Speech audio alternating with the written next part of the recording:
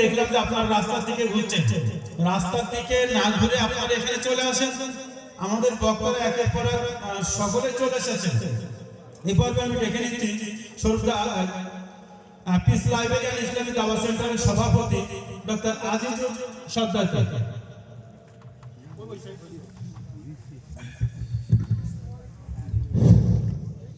আসসালামু আলাইকুম ওয়া রাহমাতুল্লাহ। আলহামদুলিল্লাহ ওয়াহদা ওয়া সালাতু ওয়াসসালামু আলা মান নাবিয়্যা বা'দ। ফাকাদ ক্বালা আল্লাহু তাআলা ফিল কুরআনিল কারীম আন আকিমুদ-দীন ওয়া লা তাতাফাররাকু ফীহি। ওয়া ক্বালা আল্লাহু তাআলা ফি মাওযি'in উখরা ওয়া'তাসিমু বিহাবলিল্লাহ। যাবতীয় প্রশংসা সেই আল্লাহ তাআলার জন্য, যিনি আজকে আমাদেরকে সুযোগ করে দিয়েছেন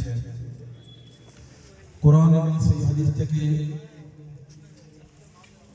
কিছু কথা শোনার জন্য, যার মধ্য দিয়ে আমরা এই বিতপ্ত সমাজে কোরআন এবং সহিহ হাদিস প্রচার প্রসার করতে পারি, সেই মহান আল্লাহ তাআলার প্রশংসা জ্ঞাপন করে বলি আলহামদুলিল্লাহ। দরুদ ও সালাম বর্ষিত সেই পীর রাসূল সাল্লাল্লাহু আলাইহি সাল্লামের প্রতি, যিনি আমাদের অনুপ্রেরণা, যার সুন্নাহকে অবলম্বন করেই আমরা এই সমাজে চলার উৎসাহ পেয়েছি। সেই পীর রাসূল সাল্লাল্লাহু আলাইহি সাল্লামের প্রতি দরুদ ও সালাম বর্ষিত হোক। আল্লাহুম্মা সাল্লি আলাইহি ওয়া বারিক আলাইহি। যারা আজকে এখানে আমন্ত্রণ পেয়েছেন, নিশ্চয়ই আপনারা প্রত্যেকেই অবগত আছেন এবং পেছনে ব্যানারে লেখাও আছে, জমিয়তে আহলে হাদিস পশ্চিম বাংলার উত্তর 24 পরগনা জেলার কর্মী সম্মেলন। আমরা জানি এটি একটি ব্যতিক্রম ধর্মী সংগঠন, যেখানে কোরআন এবং সহিহ হাদিসের বাইরে আর কোনো কিছুই গ্রাহ্য করা হয় না। আর এটাও আপনারা জানেন, গত কয়েকদিন ধরে বিশ্ব ইজতেমার নামে একটা ইজতেমা সেখানে চলছে, একটা হুগলি জেলাতে। সেখানেও অনেক মানুষ গিয়েছেন।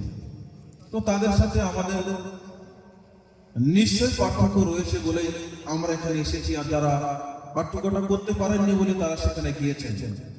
আমি সেটিকে আলোকপাত করতে আসিনি। কেন আমাদের এই আজকের বর্তমানে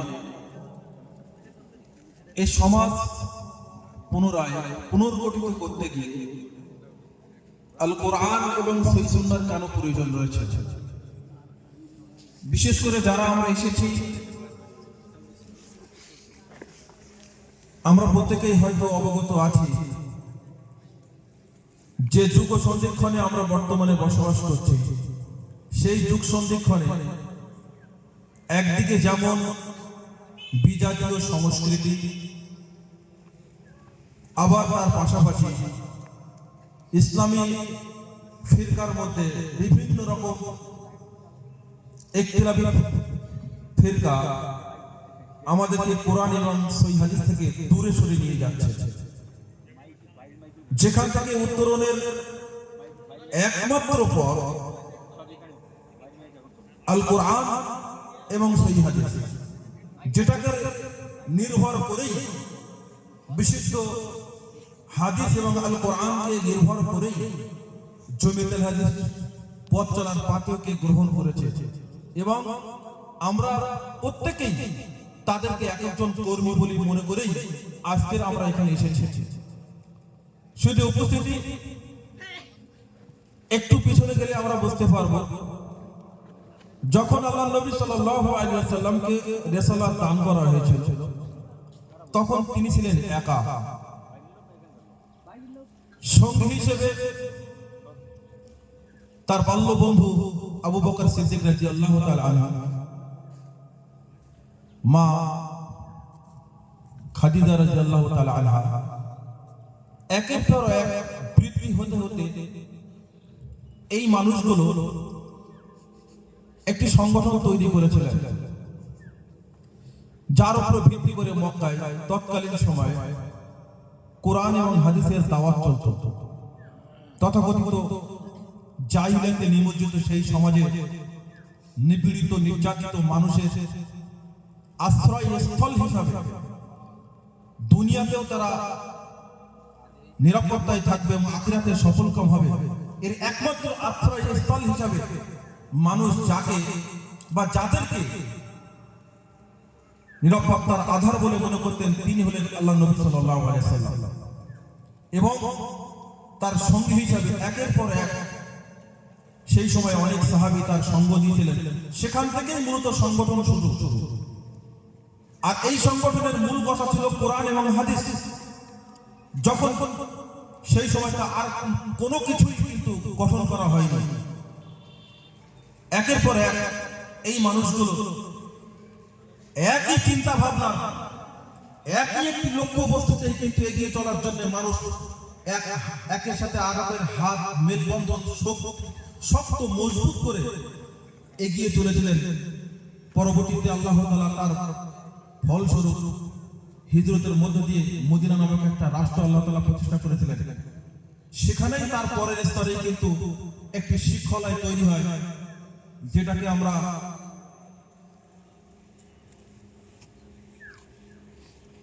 ওটাকে কি বলে, মদিনার যেখানে হাদিস কোরআন শিক্ষা দেওয়া হতো, আসাবে কি বলে ওটাকে, আসাবে সুফা। প্রথম কিন্তু শিক্ষালয় হিসেবে কিন্তু আসাবে সুফা প্রতিষ্ঠিত হয়, যেখানে আল্লাহ রাসূলের কাছ থেকে এবং সেই সময়কার রাসূলের কাছ থেকে শিক্ষা নেওয়ার যে সমস্ত মাক্কি সাহাবী তাদের কাছ থেকে কিন্তু শিক্ষা গ্রহণ করতেন।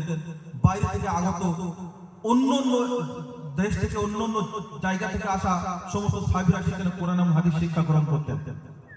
তাহলে একটি বিষয় স্পষ্ট যে রাসূল সাল্লাল্লাহু আলাইহি ওয়াসাল্লাম প্রথমে সংগঠন তৈরি করেছিলেন সেই মানুষদেরকে নিয়ে যারা আল্লাহ এবং তার রাসূলকে মেনে নেয়, এবং সেই মানুষগুলো পরের পর একটা একটা পর্যায়ক্রমে তারা ইসলামের প্রয়োজনীয়তা অনুসারে এক একটি বিষয়কে তারা প্রতিষ্ঠিত করেছিলেন। আজকে আমরা যারা বিভিন্ন দৃষ্টিকোণ থেকে এই সাংগঠনিক প্রয়োজনীয়তাকে অস্বীকার করি বা উপেক্ষা করি, তাদেরকে একটু স্মরণ করা উচিত যে আমি যদি একজন কোরআন এবং সুন্নাহর সৈনিক বা কর্মী হিসেবে গড়ে উঠতে পারি, আল্লাহ যদি সেই তৌফিক দান করেন, তো অন্ততপক্ষে সমাজের বুকে আমার দ্বারা একটা কাজ হবে যে কোরআন এবং সুন্নাহ কোনো না কোনো জায়গায় প্রতিষ্ঠিত হবে ইনশাআল্লাহ। আর তার ভিত্তি করেই পুনরায় তৌহিদি সমাজ বিনির্মিত হতে পারে। কিন্তু দুর্ভাগ্য আমাদের, আমরা বিভিন্ন রকম ভাবে আমরা নিজেদেরকে পরিচয় বহন করি।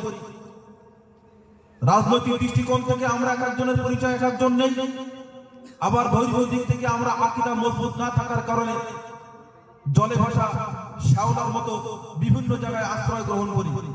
কিন্তু না, রাসূল সাল্লাল্লাহু আলাইহি ওয়াসাল্লাম তার সাহাবীদেরকে এমন ভাবে শিক্ষা দিতেন যে তারা পৃথিবীতে সবচাইতে বিপদগ্রস্ত মুহূর্তে পর্যন্ত তারা আল্লাহ এবং তার রাসূলের বাইরে আর কিছুই তারা মনেই আনতেন না। আমরা প্রত্যেকেই একজন সাহাবীর নাম জানি, আবু যার গিফারি। তিনি যখন রাসূল সাল্লাল্লাহু আলাইহি ওয়াসাল্লামের রিসালাতের কথা শুনলেন, যদিও তিনি ইসলাম গ্রহণের পূর্বে কুখ্যাত সেই গিফার গোত্রের ডাকাত দলের লোক ছিলেন, তাদের পেশাই ছিল ডাকাতি করা, অন্যের সম্পদ ছিনিয়ে নেওয়া, কাফেলাদের কাছ থেকে মাল সম্পদ রাহাজানি করে ছিনিয়ে নিতেন। কিন্তু এই মানুষটা যখন আল্লাহ রাসূল সাল্লাল্লাহু আলাইহি ওয়াসাল্লামের রিসালাতের কথা শুনলেন, তিনি রাসূল সাল্লাল্লাহু আলাইহি ওয়াসাল্লামের সাক্ষাতের উদ্দেশ্যে বেরিয়ে এসে আলী রাদিয়াল্লাহু তাআলা আনহুর সাথে সাক্ষাৎ হলেন। একটা পর্যায়ে রাসূল সাল্লাল্লাহু আলাইহি ওয়াসাল্লামের তার সাক্ষাৎ হলো। সেই পর্যায়ে রাসূল সাল্লাল্লাহু আলাইহি ওয়াসাল্লামের কাছে দাওয়াত করে তিনি ইসলাম গ্রহণ করলেন। রাসূল সাল্লাল্লাহু আলাইহি ওয়াসাল্লাম তাকে নির্দেশ দিলেন, আবু যার, তুমি যেন এক মুহূর্তের জন্য আর মক্কাতে অবস্থান করো না, তুমি তোমার দেশে ফিরে যাও। রাসূল সাল্লাল্লাহু আলাইহি সাল্লামের নির্দেশ আবু যার গিফারির মাথায় ঢোকেনি, কারণ একটু পূর্বেই রাসূল সাল্লাল্লাহু আলাইহি সাল্লামের হাতে হাত দিয়ে তিনি যে ইসলাম গ্রহণ করলেন, ইসলাম গ্রহণের যে আনন্দ, স্বাদ, তৃপ্তি, কলেমা শাহাদাতের যে মজার মুহূর্ত, তিনি রাসূলের নির্দেশকে বেমালুম ভুলে গিয়ে ওই কাবার চত্বরে গিয়ে দাওয়াত দিলেন যেখানে রাসূল সাল্লাল্লাহু আলাইহি সাল্লাম নামে গ্রেফতারি পরোয়ানা জারি। শুধু উপস্থিতি এই পর্যায়ে তিনি যখন সেখানে মক্কার গিয়ে কাবার সামনে গিয়ে যেখানে রাসূল সাল্লাল্লাহু আলাইহি সাল্লামের নামে গ্রেফতারি পরোয়ানা জারি, সেখানে গিয়ে তিনি বললেন যে আশহাদু আল্লা ইলাহা ইল্লাল্লাহু ওয়াহদাহু লা শারীকা লাহু ওয়া আশহাদু আন্না মুহাম্মাদান আবদুহু ওয়া রাসূলুহু। এই কথাটা বলার পরপরই তার উপরে যে অত্যাচারী ইস্তিমরাল চলে আসে তাকে বেদম প্রহার করলেন। মারতে মারতে একটা পর্যায়ে তিনি জ্ঞান হারিয়ে ফেললেন। আল্লাহ রাসূলের চাচা আব্বাস পরবর্তী ইসলাম গ্রহণ করেছিলেন, আব্বাস রাদিয়াল্লাহু